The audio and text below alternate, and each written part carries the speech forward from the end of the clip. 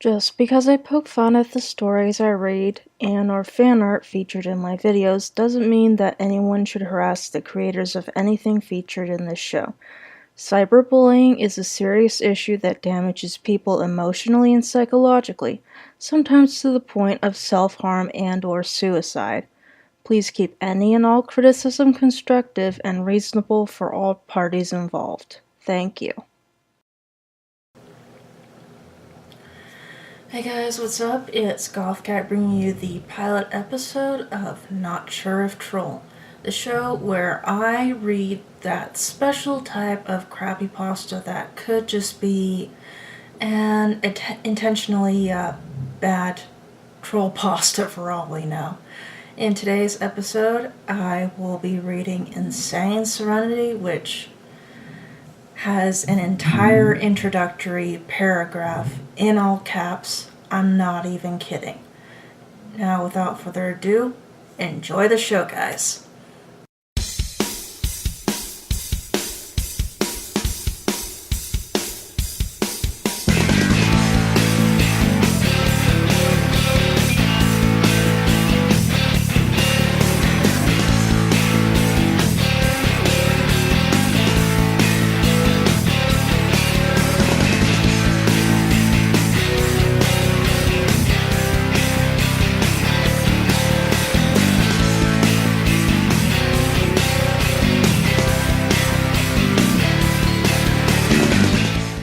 Okay, we are done. Next fucking person to post a story about Jeff the Killer being married to them or other shit I'm gonna kill. Excuse me, we both are gonna kill. Do you want to know who he is? Do you want to know who I am?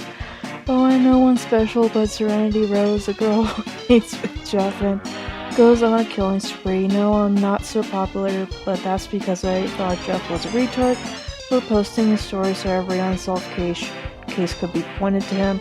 I'm his girlfriend, not you. Or some girls so in love with him. What if they knew the truth about him, about us?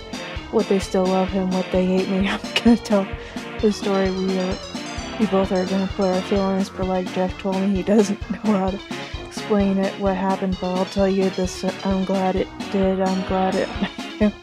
If you want to message us, then feel free to. Redacted, no capitals. Let me see your comments, you bitches. But next time anyone puts them up as a sex toy or anything, I will find you and kill you. Enjoy the story, whores. Remember, go to sleep.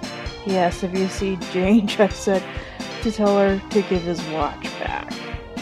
During the night, though, there was a sound outside. Then her mother screamed, waking her up. She got up and ran to her mother's side, but as she did into the door and prayed on what she saw she would never forget. There, holding a knife, was a man with white skin and a terrible pair of eyes looking at her. She stood there without a sound. The man looked at her, then back to her mother. He drew the knife back, and just as it was about to go through her mother, it stopped. Her mother opened her eyes to see her daughter holding the knife. As she looked her daughter in the eyes, she got frightened. There was something different about her. She was there, but it wasn't her daughter. She pulled the knife back, and the man just laughed an evil laugh. She was on the verge of something, and she felt so strange. He grabbed the knife out of her hands and took off running through the house. She looked at her mother, then took off after him. When she ran into the living room, she was holding her brother up by the throat and had the knife to his throat. "No!" she screamed. "Who are you?" "Who am I? Who are you?" "This is my house. You answer me first." "Easy. The name's Jeffrey." "Well, Jeff, the name's Serenity." "Ah, Serenity, I knew you looked so familiar." "What? You don't remember me?" "Not so shocked. I only saw you about 10 times as a baby." "No. That bitch mother took you away after I killed my family." "No." "Yes. We were supposed to be." "No!" She screamed as she charged him. He pushed the knife into her brother's throat and dropped him. She collapsed by him and tears filled her eyes. "I'm so sorry." She was yanked back to her throat as Jeff grabbed her and threw into the wall. She fell to the floor and knocked the stereo over. All her sisters got up and ran to the back. He chased them. Even though the pain in her back was so sore, she still got up and grabbed him and threw him in the kitchen. Where the hell did the strength come from? She grabbed a hold of his neck and threw him through the door. He fell outside and she came running out, but as she did, he was gone. She looked around and then saw him limping across the road. She ran after him, yelling, "You're gonna wish you never did that." She grabbed him and her attention vanished as a boy ran out from next door. "What the hell's going on, Serenity?" It was Tony, and Jeff used this as a way to get her off him. He grabbed her arm and flicked her over onto the ground. Just at that moment, a feeling came inside her, and she instantly got up and kicked him in the face, sending him flying. She grabbed his knife, and as she was ready to stab him, she looked into his frightening eyes. She saw some love inside there and dropped the knife and fell to her knees. She shot her head back and screamed. Jeff got up and whispered something frightening in her ear. Then he took off running. She fell onto her back and Tony ran over to her. He tried to help her up, but she slapped his hand away. He grabbed his hand in pain. She looked up at him, and sadness fled her. "Tony, I didn't mean to," she said. He looked at her and left back to the trailer he was at. She laid there on the road for a little bit before she got up and moved back to her trailer. She opened the door to find her mom crying by her brother's dead body. She walked up to her and put her hand on her mom's shoulder. Her mother pushed it off. "Don't touch me. This is your fault." No, it's not, she thought, but didn't dare say. She left her mother and went back to the back bedroom and laid in her brother's bed. She thought about it a while, and then she got up and grabbed the laptop and started playing Dot Dot Curve. She wasn't really paying attention to the lyrics, though. She was thinking about what Jeff said. She got up and walked to her mother. "Does the name Jeff sound familiar to you?" "No, other than the guy you and your brother talk about." "Don't fucking lie to goddammit." "I'm not." "Bullshit. I want to know the truth, Mother, now." She sighed and looked at me. "You don't want to know." "Yes, I do." "Well, it all started with your father and me giving birth to you. Your father knew this woman by the name of, I can't remember, but her and her husband had 2 children, Jeff and Lou. Well, they got into a fight and Lou took the blame for what Jeff did and got sent to juvie for a year. He was upset and no one heard about this because we thought it could damage your chance of living the normal life, but what they didn't hear is that how we made a peace offering for their son to get married. We didn't know how he would become a killer. I decided that we needed to move and your father said no because he was promised to you.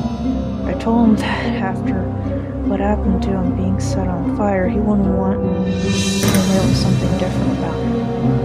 We moved from Wisconsin to here in Iowa. Why did you think we kept moving? We needed to keep him away. We moved after he killed his parents. For a while we didn't know, and we let him live with us for a while until we found out that he murdered them. I don't know what happened to his brother, but I knew he would find out. After a while, we decided to live here and settle down a bit, but somehow he found us. I looked at my mom and she was crying. But who was the peace offering? Who was the peace offering? You. You were to be married to him, or were to be married to him. And he turned into a killer. So I need to marry him.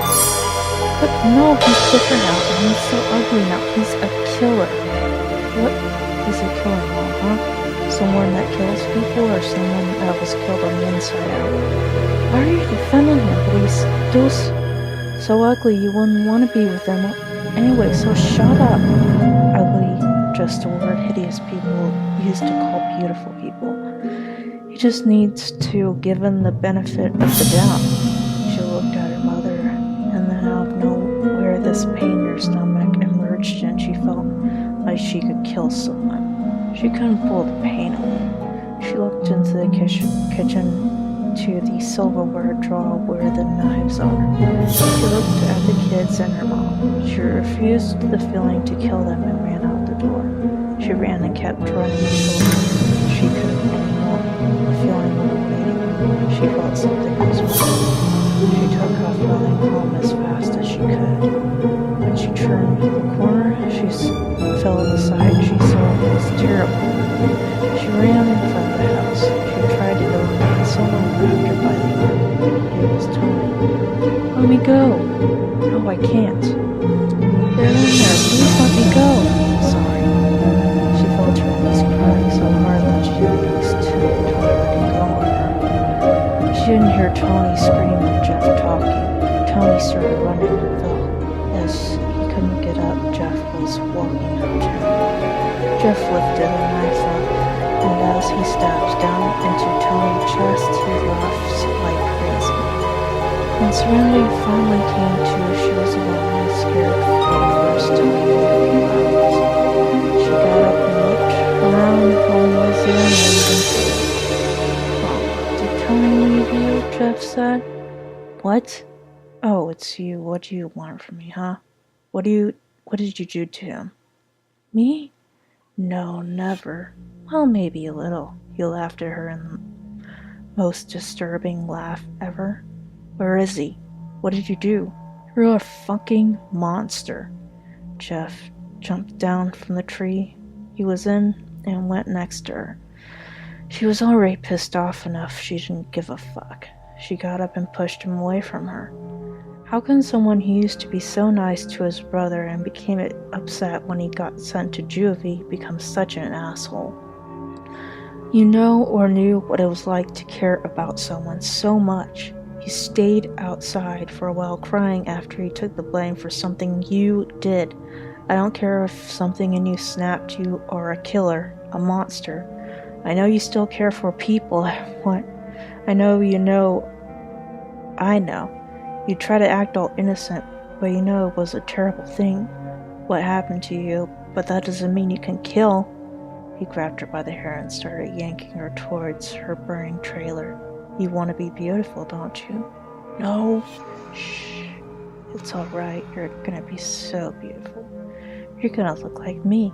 It's all gonna be alright. No. Let go of me, you monster. He stopped dragging her and looked down at her in shock. He felt something in himself. Something he calls the feeling. He reached in his back pocket and pulled out a knife. He lowered it down to her throat and was about to push pressure when he stopped and pulled away and took off running. She thought there and thought in them began thinking about how he must care not to kill her. She got up, chased after him. When she found him, she started to walk up to him, but he yelled, "Get back. I don't want to hurt you." She stepped back a step, but then looked at him and found confidence to go back up to him. When she got by him, she looked at him and smiled. "Jeff, I do wish I was as beautiful as you. I'm jealous of you." He turned to look at her. "Really?" She nodded and he smiled a big smile. He got up and hugged her. She was shocked but hugged him back. They walked back to her burning house and looked at the fire department put it out. When they put almost all of it out, there was a crying sound in the house. It was from the back of the trailer. It sounded like the three youngest and her mom screaming for help. She went to run in, but a fireman grabbed her and pulled her away. "Let me go." They just kept pushing her away. "You can't. You're as good as dead." There was a feeling inside her mind that just made her push him in the nose. He grabbed his nose and took off running. Another fireman came at her. She started backing away and stopped when she touched the burning trailer. She looked behind her and pulled a piece of burning wood out of the fire. She swung it, knocking the fireman out. 2 police officers came next, and she swung, knocking one out, but the other dodged it and flew out of her hand. She ran over by Jeff and stole his knife. The police officer took out his gun, aiming at him. "Put it down or I'll open fire." She shook her head no and took off running towards him. He opened fire and missed every time. He emptied his last bullets out of the clip. She ran circles around him and stuck out the knife. When she stopped, she turned and looked at him. He fell to the ground with slits everywhere. She dropped the knife and ran into the house. There was fire everywhere, on the ceiling, on the walls, everything was burning. She slowly walked in towards the back, watching out for loose footings. She reached the back, and fear wasn't the thing she was worried about, but the thing that scared her the most was her family in here. As she went to the back, she realized the fire hasn't fully spread there, and she ran in there. Her mom was huddled with the kids in the corner. She ran to their side and grabbed their arms and pulled them towards the back door. There was a cracking sound, and she unchained it and pulled it open. "Go now." She pulled the door open so they all could rush out. After they all escaped, a cracking sound made her ears hurt and bleed. Her head throbbed and she fell to the ground. Her mom screamed as the floor gave way under Serenity and then the ceiling collapsed. Jeff ran around the side and Serenity's mother told her kids to run. His face was full of fear. Her mother grabbed him and pushed him away, screaming, "This is all your fault." Jeff ignored her outburst and ran her back to the back door. Serenity was laying there all covered in fire and passed out. A bleach bottle exploded and covered her. Tears filled his never-blinking eyes. He jumped on the side and reached down and grabbed her. He was pulling her up when the ambulance showed up. "What happened?" a man asked as they rushed over to Serenity. "I killed them because they started to attack Serenity." "Well, just that one's dead." They nodded and hauled Serenity away. Her mom and the kids looked at Jeff in shock. "You monster, you hurt them." "Actually, Serenity did, but I'm not letting her go down alone." He walked away. "Do you have any family you can stay with?" "Yes." He nodded and took off running towards the ambulance. He followed them to the hospital. After a couple of days, she woke up and jumped out of the hospital bed. A nurse came in and she put her back in the bed. There was so many bandages that she couldn't see. The next couple of weeks were spent without vision. When it was time to take them off, everyone was on the edge of their seats. When the doctor took off the bandages, they waited to take the last one off, and taking a deep breath, they took it off. Everyone gasped, and they all looked away quick. She got up and ran over to the bathroom mirror. She screamed at her reflection. She was white, but there wasn't any bleach that fell on her. She ran over to her mom, and she was crying. She ran back to the bedroom. As everyone was crying, she looked happy. Her lips were burnt into a red color, just like Jeff's. She walked down to the room and asked, "Where's Jeff?" Her mother looked at her. "He's in jail, where he belongs." Serenity burst out into tears and fell to the ground crying. They all looked at her. She got up and grabbed her clothes to leave. When she was dressed, she stormed out the front door. She ran back to the trailer court. She ran next door and ran inside. She grabbed her knife and grabbed a couple more. When she was loaded, she left and started heading uptown to the cop station. She went inside and Jeff was sitting there handcuffed in a cell. She snuck over to his cell and lightly tapped on it. He jumped up and was surprised to see her there. "Your skin, face, it's like mine," he whispered. She nodded. "But I don't know how I'm white, 'cause I wasn't near bleach. It exploded and covered you." She sighed and went to find the keys. She crawled along the side of the cells until she reached a guard asleep in the chair. She shook her head. She went in front of him and put her hand over his mouth and slit the knife across his throat. He gasped for breath and looked at her in shock. She yanked the keys from his belt and ran back to Jeff's cell. She unlocked it and they hugged each other and took off for the exit. Alarms went off and she grabbed out a knife and handed it to Jeff. They started walking armed. 2 cops backed out in front of them. They were quick to fall. They ran out the door and ran out it.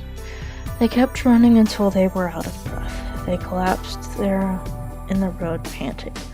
Sirens were heard from 2 blocks away and they shot down the alley. They hid into an empty garbage dumpster. They waited for dark, and then that's when people of Iowa should be very scared. Like I said, go to sleep, bitches. And that was Insane Serenity, guys. If this was trying to be a creepypasta, it ultimately failed because it's just another self-insert fan fiction. And if it was intended to be a troll pasta, it would have potential as a parody if the all caps intro paragraph was gone and if some of the grammar was corrected. Also, if it were to stick to one perspective, because in the beginning of and the end, it's in first person, and through the rest, it's in third person, which makes no sense whatsoever. It's like, stick to one fucking perspective. And what's also weird about this one is the protagonist seems to keep changing her mind as to whether or not she likes Jeff or not. I mean, it's like one paragraph she's defending Jeff, and the next she's calling him a monster and blah blah blah. And all I got to say is, regardless of the author's intentions, this story is flawed to the max, And, what else do I have to say? Next time I will be reading Pure Darkness, which is some sort of weird My Little Pony fan fiction, with some evil villain that's you'll see what I mean when I read the story next time. This is Gothcat signing out. Thank you, and goodbye.